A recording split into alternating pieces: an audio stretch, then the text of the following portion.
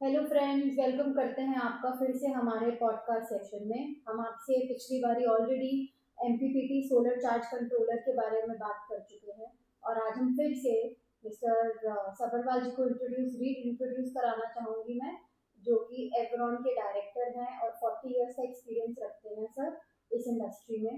तो सर जानना चाहेंगे आपसे सर एमपीपीटी की रेंज और एमपीपीटी के बारे में जो सोलर इंडस्ट्री को और हेल्प कर सकती है और सर हमारे को और नॉलेज दे सकते हैं आप इस बारे में।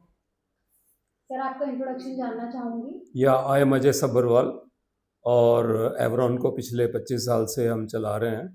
बेसिकली एवरॉन जो है एक R&D हाउस है। हम अपने प्रोडक्ट्स, अपने डिज़ाइंस खुद बनाते हैं, डिज़ाइन करते हैं और मैन्युफैक्चर करते हैं।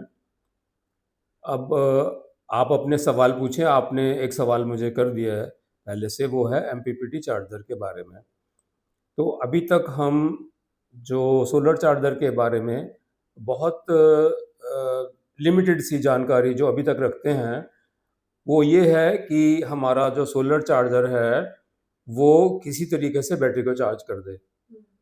तो ये जो तरीका है, ये एक एफिशिएंट तरीका नहीं है, क्योंकि जब हम बैटरी को चार्ज कर रहे हैं, सोलर एनर्जी जो पहले से ही प्रीमियम है, बहुत महंगी है और उसका बड़ा इंफ्रा एक्सपेंडिचर होता है, तो उसका ऑप्टिमम यूटिलाइजेशन नहीं करता। तो थोड़ी देर के लिए मान लेते हैं कि हमारे पास एक एग्जांपल केस ले लेते हैं। हमारे पास एक 500 वाट का सोलर पैनल है और उसकी जो वीएमपी है वो लगभग 40 वोल्ट है। अब इस हिसाब से 500 वाट का पैनल आइडियल कंडीशन में हमें 40 वोल्ट के हिसाब से 12.5 एम्पियर करंट देगा। तो 12.5 एम्पियर से ज़्यादा करंट ये सोलर पैनल दे ही नहीं सकता। अब सवाल ये पैदा होता है कि क्योंकि अब एमपीपीटी टेक्नोलॉजी मैच्योर हो चुकी है, तो अगर हम अब 12 वोल्ट की बैटरी को एमपीपीटी से चार्ज करते हैं तो क्या होगा? हमें करंट मिलेगा 500 डिवाइडेड बाय 12। तो ये करंट जो है आप खुद अंदाज़ा लगा सकते हैं, ये 35-40 एम्पियर तक पहुंच जाता है। अब जब मैं 35-40 एम्पियर की बात कर रहा हूँ, ये एक रियलिटी है, बिकॉज हम 500 वाट को 12 से डिवाइड कर रहे हैं। तो 12 वोल्ट मेरी बैटरी है, 500 वाट मेरी टोटल पावर है, तो ये मेरा आइडियल मैक्सिमम चार्जिंग करंट आता है, जो कि अकेले पैनल के करंट से 2.5 गुना ज़्यादा है। अब हम एक दूसरी परिस्थिति को देख रहे हैं कि भाई ये तो आइडियल कंडीशन है, एक्चुअल कंडीशन क्या होगी? हमें क्या सोचना चाहिए, हमें क्या मिलेगा जब हम एमपीपीटी चार्जर जो रिलेटिवली थोड़ा महंगा है और एक आम कंज्यूमर जो है वो इसमें क्यों पैसे लगाए, उसको क्या मिलेगा? तो हम अब सोलर की कुछ रियलिटीज़ पे आते हैं। तो एमपीपीटी चार्जर का काम ये है कि जो भी इनपुट पावर उसको मिलेगी, तो थोड़ी देर के लिए मान लेते हैं आइडियल कंडीशन में एमपीपीटी चार्जर को 400 वाट मिल रही है, तो 20% जो एनर्जी है हमारी वेस्ट हो गई। और 400 वाट को 12 में उसने कन्वर्ट करना है, तो 400 डिवाइडेड बाय 12 जो है अभी हमारा अप्रोक्सीमेटली बनता है 34-35 एम्पियर करंट बनता है, जो कि एक्चुअली आपको मिलेगा। तो ये आपके बात का सटीक सीधा सीधा जवाब है, एमपीपीटी यही काम करता है। अब इसके साथ एक जुड़ा हुआ सवाल और है, और जो आप सबके मन में आएगा कि भाई वो 500 वाट से 400 वाट कैसे हो गया। ये यहाँ पर एक हमें बहुत सटीक जानकारी जो है वो सोलर पैनल की डेटा शीट में मिलती है, और वो ये कहती है कि सोलर पैनल जो है वो 1 डिग्री टेम्परेचर के राइज से वो 0.5% पर वाट कम हो जाती है उसकी रेटिंग।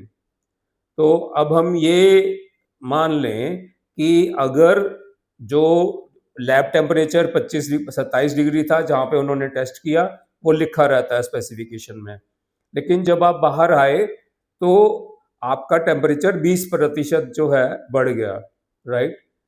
20 डिग्री बढ़ गया। अब अगर 20 डिग्री टेम्परेचर बढ़ा है तो आपके पैनल की रेटिंग 10% कम हो जाएगी। ये ये एक सच्चाई है, इसको आप कुछ नहीं कर सकते। अब आपके मन में एक और प्रश्न पैदा हो रहा होगा कि भाई हम सर्दियों में हमें ज़्यादा पावर क्यों नहीं मिलती, टेम्परेचर तो कम होता है। तो उसका जो जवाब ये है कि सर्दियों में जो हमारी जो अर्थ का लैटिट्यूड लॉन्गिट्यूड है, दिल्ली हम शहर में है, नॉर्दर्न इंडिया में है, तो वहाँ पर एक्चुअली सूर्य जो है वो धरती से और दूर हो जाता है, तो हमें रेडिएशन ही कम मिलती है। तो क्योंकि हमें टेम्परेचर तो कम मिल रहा है, उसके साथ साथ रेडिएशन भी कम मिल रही है। इसीलिए आपने देखा होगा कि जितने बड़े बड़े सोलर प्रोजेक्ट्स लगे हैं, वो बड़े सोलर प्रोजेक्ट्स ज़्यादातर राजस्थान में, यहाँ की वहाँ पर सोलर रेडिएशन बहुत ज़्यादा है, राइट। और अब एक इसके साथ एक और जुड़ा हुआ बड़ा खूबसूरत एग्जाम्पल ये भी है कि जो आइडियल एनवायरनमेंट जहाँ पे हो इंडिया में, वो जगह जो है जम्मू कश्मीर लद्दाख है, जो कि एक ठंडा मरुस्थल है और वहाँ पर हमें खूब रेडिएशन मिलती है और टेम्परेचर भी कम होता है, तो वहाँ पर ये पैनल्स हमें ज़्यादा पावर देते हैं। मैं अपने श्रोताओं को एक छोटा सा एग्जाम्पल देना चाहूँगा कि आप सब सोलर के एंथ्यूजियास्ट हैं, आप सोलर के पैनल्स खरीद रहे हैं, बेच रहे हैं, सोलर चार्जर्स की बात कर रहे हैं, बैटरीज की भी बात कर रहे हैं आजकल आप। तो आप अपने जब आपने सोलर पैनल लगा लिया है और बैटरी लगा ली है, अब आप अपना करंट नोट कर लें कि आपको कितना करंट मिल रहा है। अब आप एक काम ये करिए कि आप एक ठंडे पानी का जग ले लीजिए और अपने पैनल पे ठंडा पानी डाल दीजिए। अब आपको पता चलेगा कि आपके सोलर की आउटपुट बढ़ गई। तो ये जो एक्सपेरिमेंट है, ये आपको 100% इस ये जो नेगेटिव टेम्परेचर कोफिशिएंट का जो कॉन्सेप्ट है, उससे वो 100% आपको कॉन्फिडेंस हो जाएगा। आप दूसरों से बात करेंगे, अपनी बात को ठीक से रख पाएंगे। ये तो हो गए टेक्निकल पॉइंट्स। अब इसके साथ जुड़ा हुआ एक जो सवाल है, वो है पैसे का, यानी कमर्शियल एस्पेक्ट।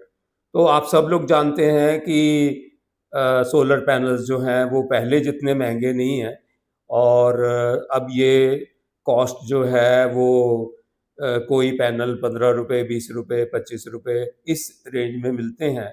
यानी आपको 500 वाट का पैनल है और अगर वो 20 रुपये रेट में मिल रहा है तो आपको वो 10,000 रुपये में पड़ेगा। अगर आप एमपीपीटी चार्जर नहीं लगाते तो आप क्या करेंगे, क्योंकि आपकी बैटरी को चार्जिंग करंट जो है 25 एम्पियर चाहिए, तो आपको अगर एमपीपीटी की जानकारी नहीं है तो आप 2 सोलर पैनल खरीदेंगे। अब यहाँ पर एक हिसाब किताब वाला समझदारी का फैसला हमारे साथ जुड़ जाता है और हम ये कहते हैं कि आप सोलर पैनल एक ही लगाइए और उसके साथ एमपीपीटी चार्जर लगाइए। तो एमपीपीटी चार्जर जो है, जो इनपुट पावर मिलेगी, ये जो गर्मी का मौसम चल रहा है, वो 400 वाट मिलेगी और आपकी 12 वोल्ट की बैटरी को 35 एम्पियर करंट दे देगा। तो ये एक बड़ी समझदारी की और सही कदम, सही फैसला करने की बात है। अगर आपने एक सोलर पैनल लगाया और उससे आप बैटरी को 35 एम्पियर करंट दे पा रहे हैं, तो उस केस में आपने अपना महंगा चार्जर खरीदा, लेकिन आपने अपनी प्रोजेक्ट की कॉस्ट को कम कर लिया। तो अब हमने बात कर ली सोलर पैनल की एक बड़ी इंपॉर्टेंट प्रॉपर्टी की, सोलर पैनल की कॉस्ट की और उसका जो टेक्निकल और उसका जो कमर्शियल एस्पेक्ट है उसकी।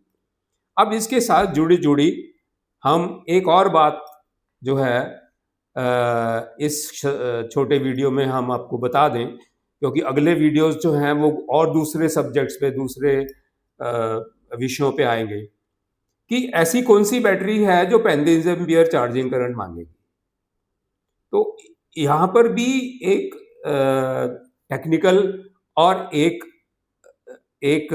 हिसाब किताब का कमर्शियल फैसला जुड़ा हुआ है, और वो है कि आप लेड एसिड बैटरी के बदले अगर आप लिथियम बैटरी में जाते हैं तो लिथियम बैटरी जो है वो आपका अगर 100 एच की बैटरी है या 50 एच की बैटरी है तो 35 एम्पियर चार्जिंग करंट ले लेगी। लिथियम बैटरी के अंदर बीएमएस लगा होता है, वो अपने आप से उसके अंदर सारी सेफ्टी प्रोटेक्शंस जो हैं वो बिल्ट इन होती हैं। अगर मैंने लेड एसिड बैटरी के बदले में लिथियम बैटरी लगाई, हालांकि बैटरी हो सकता है महंगी हो, लेकिन उसकी लाइफ ज़्यादा है, उसको कोई मेंटेनेंस नहीं चाहिए, उसको कोई पानी नहीं डालना, उसका साइज वजन छोटा है और वो ज़्यादा फ्रेंडली है सोलर के एप्लीकेशंस के लिए। अगर मैं लेड एसिड बैटरी की बात करूं तो लेड एसिड बैटरी के जो टेक्निकल पैरामीटर्स पब्लिश्ड हैं उनके अंदर 150 एच की बैटरी को कायदे से मैं 15 एम्पियर से चार्ज कर सकता हूँ, ज़्यादा नहीं, यानी मुझे चार्जिंग के लिए 8 घंटे चाहिए। अब 8 घंटे की रेडिएशन तो भारतवर्ष में कहीं भी नहीं मिलती है और आपको जो पीक रेडिएशन मिलती है वो 4 घंटे की मिलती है। अब मैंने लेड एसिड बैटरी को लिथियम बैटरी से बदल दिया, मैंने एमपीपीटी चार्जर लगा लिया, मुझे 35 एम्पियर करंट मिला। मुझे पूरी बैटरी को चार्ज करने के लिए 3 से 3.5 घंटे का समय चाहिए। तो किसी भी सोलर इंस्टॉलेशन में सबसे समझदारी वाला और सबसे टेक्निकली साउंड हम कहेंगे वो जो समाधान है वो ये है कि हमारी बैटरी एक सनी डे में डेली बेसिस पे चार्ज हो जानी चाहिए। ऐसा ना हो कि मैंने अपना बैटरी को चार्ज करने का जो फैसला है वो अगले दिन के लिए छोड़ दिया है। तो इसी पैरामीटर के ऊपर डिजाइन होता है बड़े बड़े सोलर प्लांट्स का कैलकुलेशन जो बैटरी चार्जिंग करते हैं। तो बैटरी चार्जिंग का मुद्दा, सोलर प्लांट का मुद्दा और एमपीपीटी का मुद्दा, ये तीनों आपस में जुड़े हुए हैं। अगर आप इन सारे के सारे फैसलों को बताए गए जो हम आपको सुझाव दे रहे हैं उसके हिसाब से फैसला करते हैं तो आपको प्रति रुपए जो है ज्यादा कीमत मिलती है, आपको हर एक पैसे की पूरी कीमत मिलती है। और आपकी जानकारी के लिए बैटरीज भी जो हैं वो लंबी वारंटी के साथ आती हैं, हालांकि उसके खराब होने के जो चांसेस हैं वो भी बहुत कम हो गए हैं। तो नटशल में मैं दोबारा से रिपीट कर देता हूँ, सोलर पैनल जो है वो 100 वाट का आता है, उसका जो स्पेसिफिकेशन है वो पीछे स्टिकर में चिपकी होती है, वो सब आपको मालूम है। अब हमने एक समझदारी का फैसला करना है एमपीपीटी चार्जर को लेके और उसके लिए मैं सारा मुद्दा आपको समझा चुका हूँ। तीसरा मुद्दा जो हमने छेड़ा है वो बैटरी को लेके है। अगर आपने लिथियम बैटरी लगाई है आपको पैसे की पूरी कीमत मिलेगी और आपका जो प्रोजेक्ट है जब सक्सेसफुल हो जाएगा तो आपके पास हर एक कस्टमर आके आपके सॉल्यूशन को मांगेगा जो आपने डिजाइन किया है। तो इससे अलावा आपके जो भी प्रश्न हो आप हमारे साथ शेयर करें, हम जरूर आपके प्रश्नों का जवाब देंगे।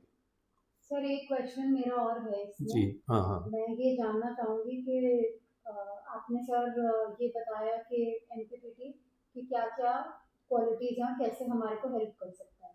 दूसरा मुझे ये जानना है सर, जो अभी आपका न्यू प्रोडक्ट लॉन्च आ रहा है एवरॉन का मार्केट में, जिसकी हम प्रोसेसिंग चल रही है, जो कि है सर अपना एवरॉन का पंप सेट सोलर। तो सर मैं उसके बारे में कुछ कॉन्फ़िगरेशन जानना चाहूँगी, क्योंकि सर बहुत क्वेरीज आती हैं हमारे पास लेकिन लोगों के पास इसका सॉल्यूशन नहीं है। लेकिन आप ये सॉल्यूशन लेके आए हैं तो मैं जानना चाहूँगी कि सर ये है क्या और कैसे काम करता है। हाँ, ये अभी मैं आपको संक्षिप्त में एक्सप्लेन कर देता हूँ और इसके बारे में हम फ्यूचर में बड़ी जल्दी एक नया वीडियो से अलग वीडियो लेके आएंगे। तो अब जो हमारे एमपीपीटी चार्जर हैं वो एक बहुत ही efficient DC to DC converter है। उसके पास इनपुट में 400 वाट पावर आई, इसने आउटपुट में 12 वोल्ट के हिसाब से हमें वो पावर डिलीवर कर दी। तो ये जो चार्जर है इसके अंदर एक लिमिटेशन है। तो जितनी बैटरी वोल्टेज हमारे पास अवेलेबल है, थोड़ी देर के लिए मान लेते हैं कि हमारे पास बैटरी वोल्टेज 24 अवेलेबल है, तो जो मैक्सिमम सोलर मैं अपने सोलर चार्जर को दे सकता हूँ वो 80 वोल्ट से 100 वोल्ट के बीच में होगी। अगर मुझे 48 वोल्ट की बैटरी चार्ज करनी है तो भी एक लिमिटेशन ये है कि मैं अपने सोलर पैनल को 150 वोल्ट से ज़्यादा नहीं दे सकता और जितना ज़्यादा वोल्टेज मैं प्लान करता हूँ मेरी कॉस्ट उतनी ज़्यादा बढ़ती जाती है। तो अब इस रूपरेखा के बीच में एक एक एप्लीकेशन केस है जिसके अंदर आपके पास सोलर जो अवेलेबल है वोल्टेज वो 200 वोल्ट से 400 वोल्ट के बीच में है, और हम शायद आपको जल्दी ही 200 वोल्ट से 600 वोल्ट का मॉडल भी दे पाएंगे। अब ये जो हमारा मॉडल है 200 वोल्ट से 400 वोल्ट, ऐसा कोई एमपीपीटी अवेलेबल नहीं है जो आपका जो सोलर पंप सेट है या आपका ऑन ग्रिड सिस्टम है उससे आपके घर के इन्वर्टर की बैटरी को भी चार्ज कर दे। तो वो जो हजारों लाखों सिस्टम जो ऑलरेडी लग चुके हैं, सोलर पंपिंग के लग चुके हैं, उनको यूजर्स को ये नहीं पता कि क्या उस सोलर पंप से उन्होंने जो भी अपने खेतों में इंस्टॉल किया है उससे वो अपना कंज्यूमर लोड कैसे चलाएं, उससे पंखा कैसे चलाएं। तो उसके लिए ये अलग लाइन है एसएमपीएस चार्जर्स की, और अभी हम 48 वोल्ट 20 एम्पियर, 24 वोल्ट 20 एम्पियर और 24 वोल्ट 25 एम्पियर के कुछ मॉडल्स लेके आ रहे हैं, और जल्दी ही आपको नए मॉडल्स देखने को मिलेंगे। ये जो डीसी डीसी कन्वर्टर है ये एक अलग किस्म की टोपोलॉजी या टेक्नोलॉजी को फॉलो करता है, और उसके अंदर जो है एक बहुत बड़ी खूबी ये है कि जो ड्रॉबैक्स नॉर्मल एमपीपीटी में है वो इसमें नहीं है, पर ये महंगा है। अब घूम फिर के वही कॉस्ट की बात है कि प्रोडक्ट अगर कॉस्टली है तो आप उसके फीचर्स को देखें।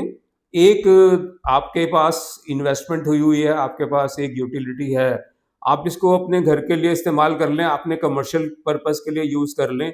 अगर बैटरी आपकी चार्ज होती है, और इससे अच्छी तो कोई बात ही नहीं हो सकती है।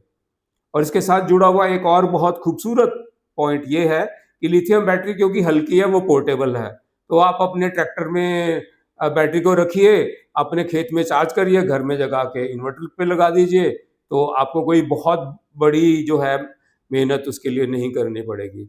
मेरे हिसाब से आज के पॉडकास्ट में हम विषय को इतना ही रखते हैं, और आप अपने फीडबैक दीजिए और हम आने वाले पॉडकास्ट में आपके सारे सवालों का जवाब देंगे। Thank you.